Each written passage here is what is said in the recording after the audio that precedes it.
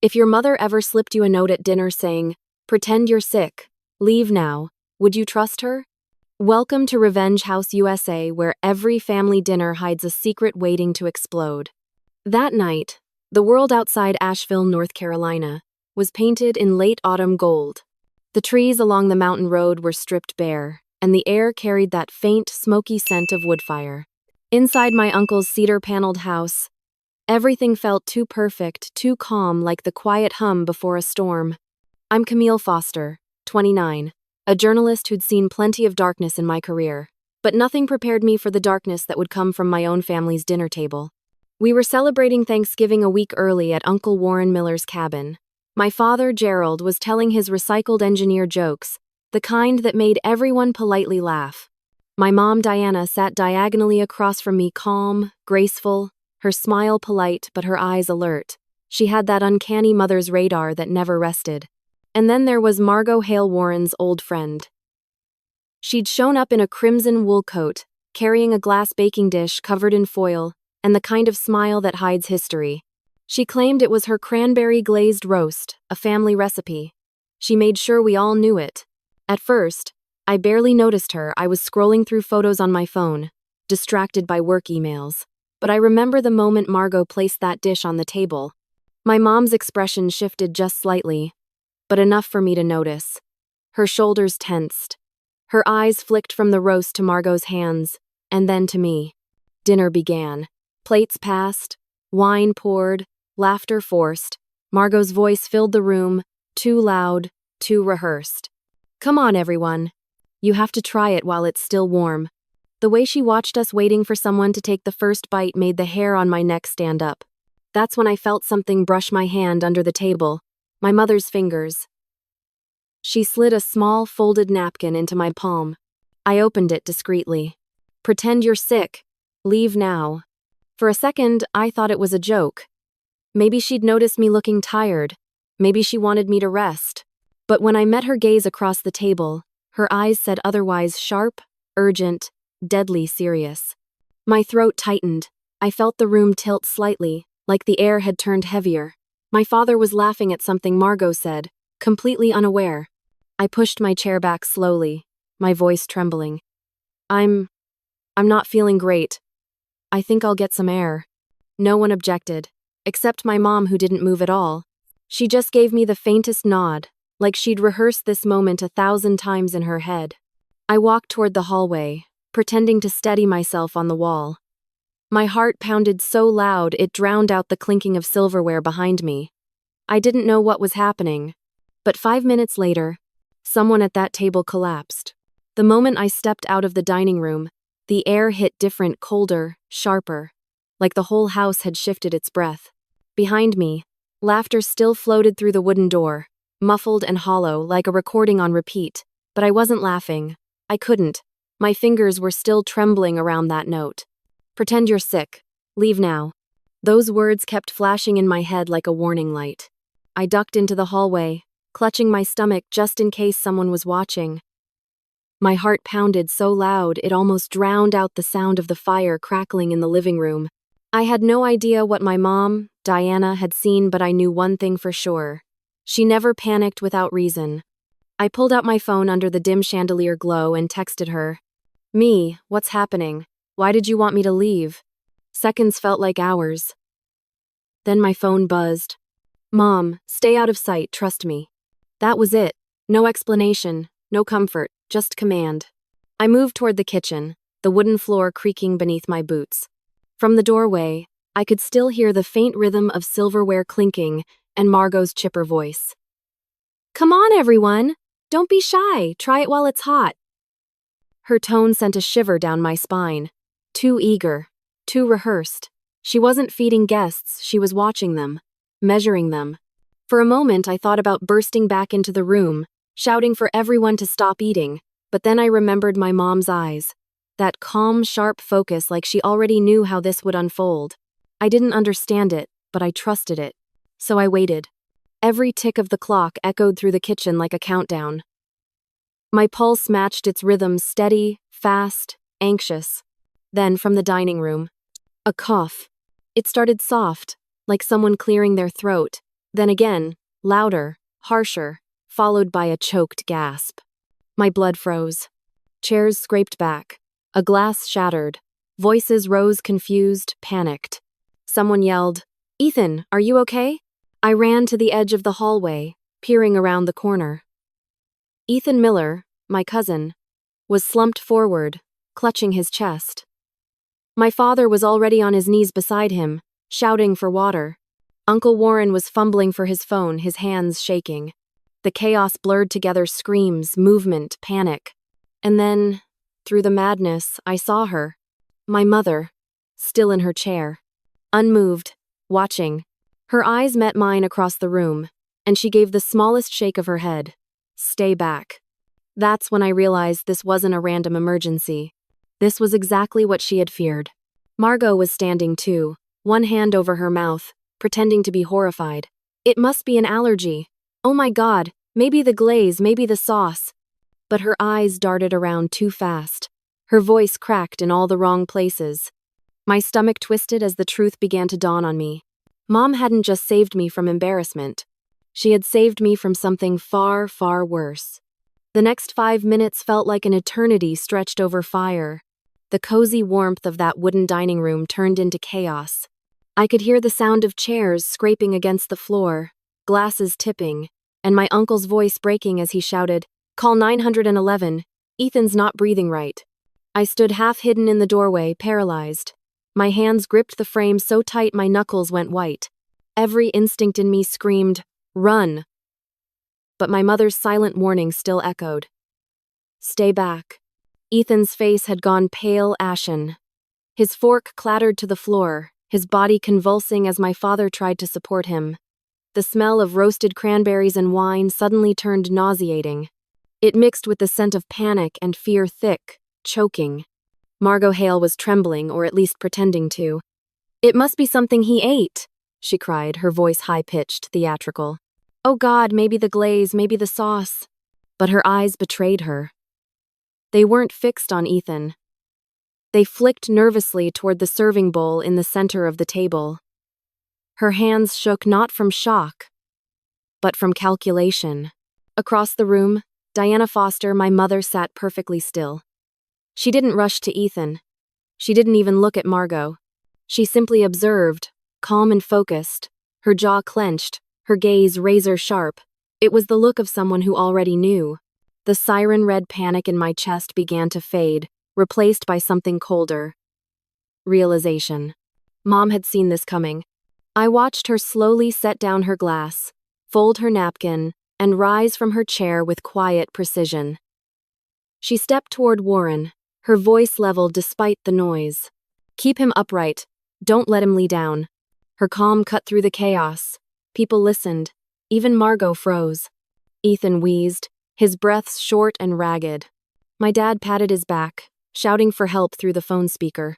Uncle Warren was trembling, whispering to the 911 dispatcher, trying to form coherent sentences. And then, like a camera lens narrowing its focus, I saw what my mother saw. Margot, standing too straight. Her untouched plate sitting right in front of her. Not a single bite missing. The detail hit me like a punch. Everyone else had eaten, but Margot's fork was spotless. The crimson sauce on her dish glistened under the light, beautiful, deadly, untouched. My mother's voice cut through the air, cold and steady. "You haven't eaten any of your own roast, have you, Margot?" The room froze. Margot blinked, lips parting in disbelief. "What? Of course I did," she stammered. But her lie came too late.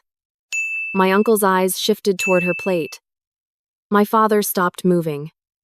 Even in his pain, Ethan's coughing quieted for half a breath. No one spoke. The only sound was the clock ticking on the wall, tick, tick, tick, like a countdown to truth. And in that silence, I realized something terrifying. My mother hadn't just suspected danger. She had recognized it. She had played along until the exact second the mask began to crack. Margot's face drained of color. Her fake concern melted into something else, anger. And I knew, without a single doubt, that this dinner wasn't about family anymore. It was about revenge. The room felt frozen in time, like everyone had stopped breathing at once. The only thing moving was the fire in the hearth, flickering shadows across terrified faces. Margot Hale stood at the far end of the table, her hands hovering uselessly over the dish she'd brought. Her crimson coat looked too bright now, too theatrical against the dim light. The same coat she'd worn when she'd walked in smiling, when we'd all still believed she was just an old friend. My mother, Diana Foster, didn't raise her voice. She didn't need to. Her calm carried the weight of command. "Funny," she said evenly. "You've been encouraging everyone to try your roast all night, but you haven't taken a single bite yourself." Her words cut through the air like a knife. Margot laughed nervously. "Don't be ridiculous. I ate earlier. I'm not hungry."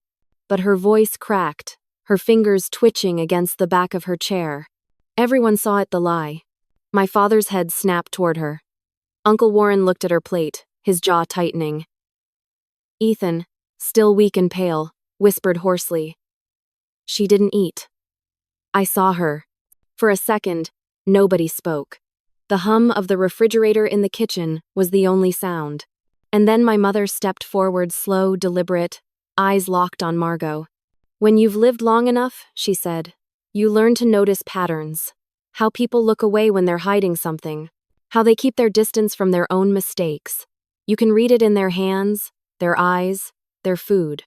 Margot's lips parted, but no words came out. I watched, breathless, as my mother moved closer to the table, her every step precise the way you'd approach a cornered animal. Her voice was steady, not cruel, but it carried a truth that stripped away all pretense. "You didn't bring that dish to share," she said quietly. "You brought it to serve a purpose. And if Ethan hadn't taken that first bite?" She paused, letting the silence sink deep. "Who would it have been?" My throat closed, because I knew the answer. Me. I was sitting right beside Margot before Mom slipped me that note. The serving spoon had been in her hand, moving toward my plate. My heart pounded so hard it hurt. I looked at my mom, at the steadiness in her eyes, and realized she hadn't just seen something wrong, she'd felt it, deep in her bones. That unexplainable, unmistakable pulse only mothers seem to have when danger is near. Uncle Warren's face crumpled. "Margot, what the hell did you do?" Margot's eyes filled with tears, but there was something behind them, bitterness, fury, and shame. She opened her mouth, then shut it again, trembling. My mom didn't press further. She just looked at her and said, almost whispering, "You still have a chance to tell the truth before the sirens get here." "No." And somewhere in the distance, as if on cue, a faint wail of police sirens began to echo down the mountain road. The room went dead quiet. The sirens were still faint in the distance, winding through the hills like a slow, approaching storm. But inside that cabin, time stopped. Margot Hale stood frozen, her chest rising and falling too fast. Her mascara had begun to run, streaking down her face. The confident, charming woman who had walked through the door an hour ago was gone, replaced by someone cornered.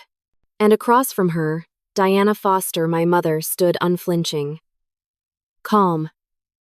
Centered. The firelight caught the edges of her face, outlining the quiet strength that had saved us all. "You haven't eaten your own roast," she said softly. "Why?" Margot's mouth opened, but her words came out brittle.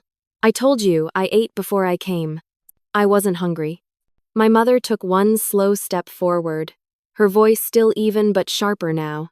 "Then prove me wrong." The words landed like a slap. "Take a bite."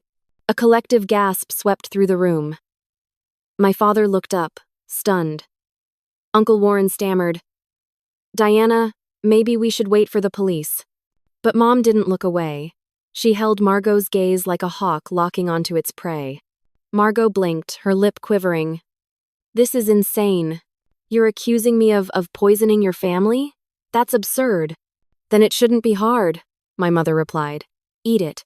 Her tone was soft, but it burned with something undeniable truth.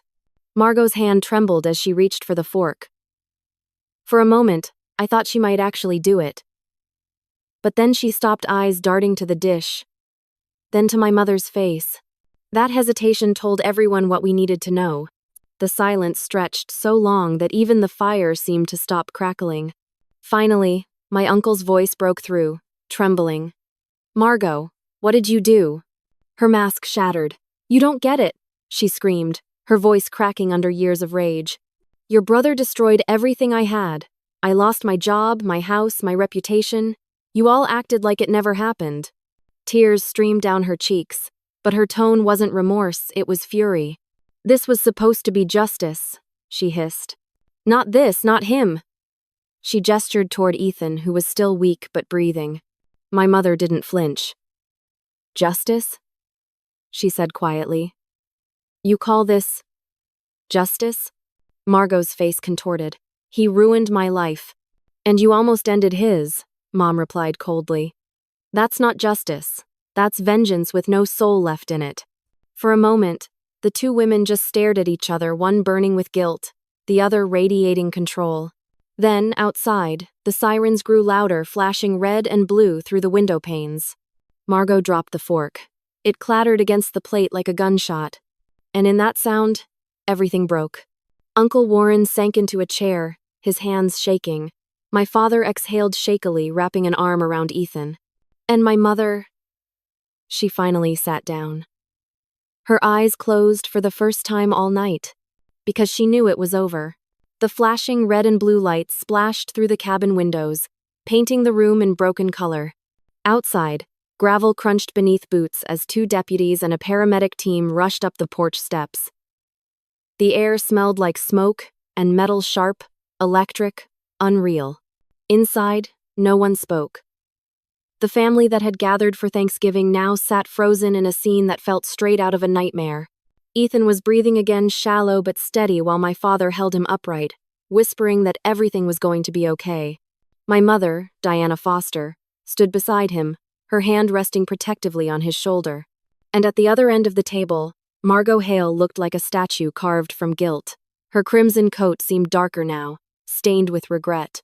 "Ma'am," one of the deputies said carefully, "we need you to step aside." But before anyone could answer, Margot's voice broke through the silence. "It was supposed to be harmless," she blurted out, her voice trembling. "Just enough to make them feel sick, not this." Her confession hit the room like thunder. Uncle Warren's face drained of color. "Margot, why?" His voice cracked. "Why my family?" Tears streamed down Margot's cheeks. "Because you never paid for what your brother did," she screamed, her voice raw and shaking. "He ruined me, lied to everyone, left me to take the fall while your family kept living like nothing happened." She turned toward my mother, her tone sharp, desperate. "You don't know what it's like to lose everything because of someone else's lies." But my mother didn't flinch. Her voice was steady, quiet, the kind that carried truth so strong it silenced chaos. "No, Margot," she said. "I know exactly what it's like. The difference is I didn't let it turn me into you." "This." Margot's breath hitched. The deputies stepped closer, one of them pulling out handcuffs. "I only wanted them to suffer," she whispered. "To understand." My mother's eyes softened, not with forgiveness, but with clarity.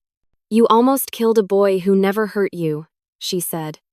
"You wanted revenge so badly you poisoned your own soul." The deputies moved in. The clink of metal echoed as they cuffed Margot's shaking wrists. Her sobs filled the silence, ragged, broken, human. As they led her toward the door, the flashing lights washed over her face. For a moment, she looked less like a villain and more like a ghost of her own rage.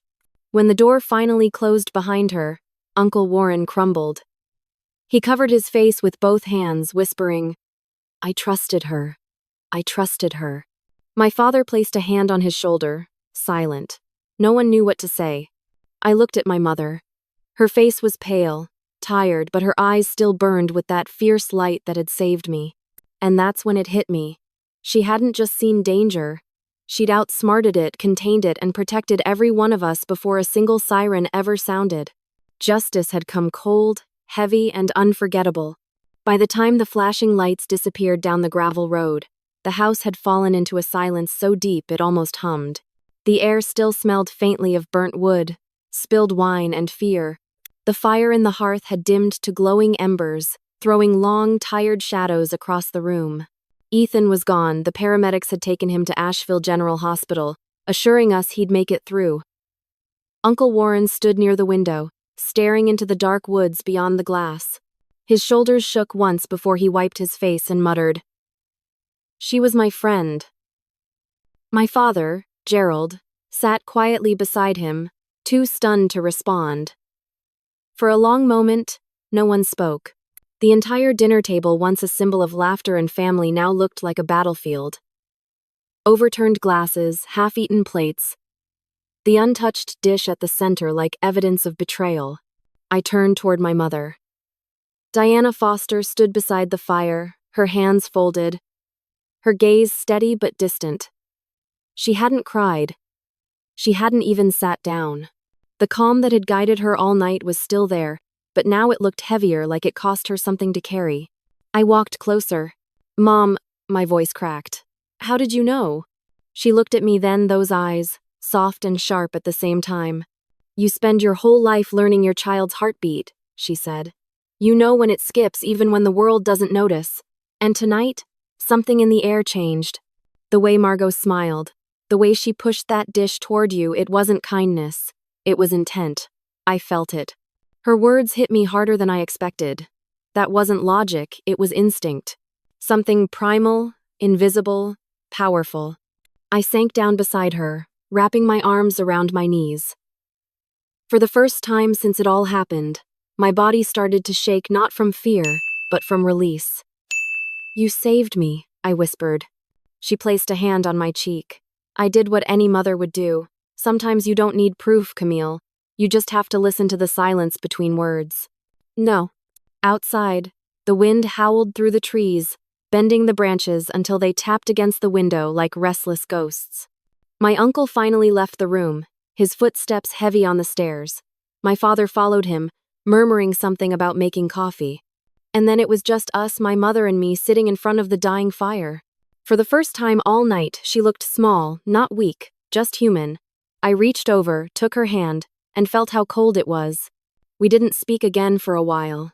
There was nothing left to say. The clock struck midnight. The fire sighed. And for the first time since that note slid across the table, I could finally breathe.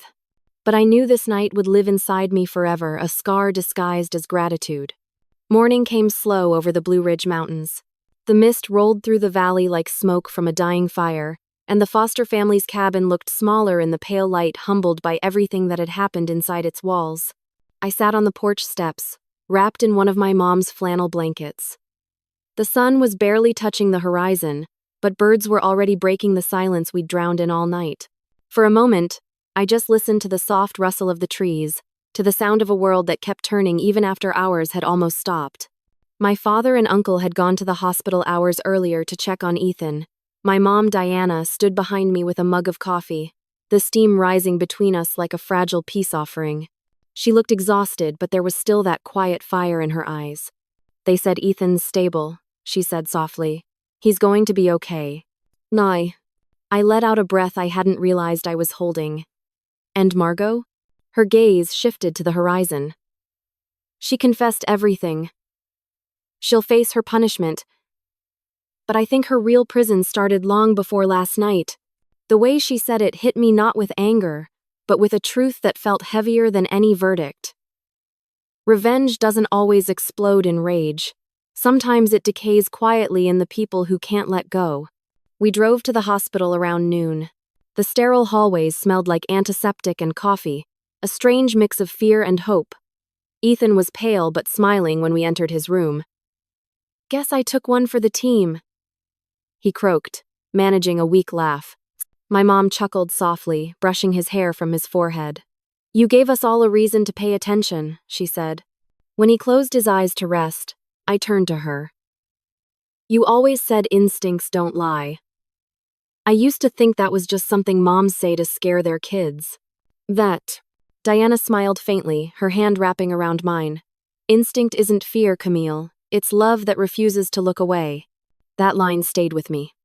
Through the ride home, through the quiet dinner we ate in near silence, through every glance my father gave my mother, half in awe, half in disbelief.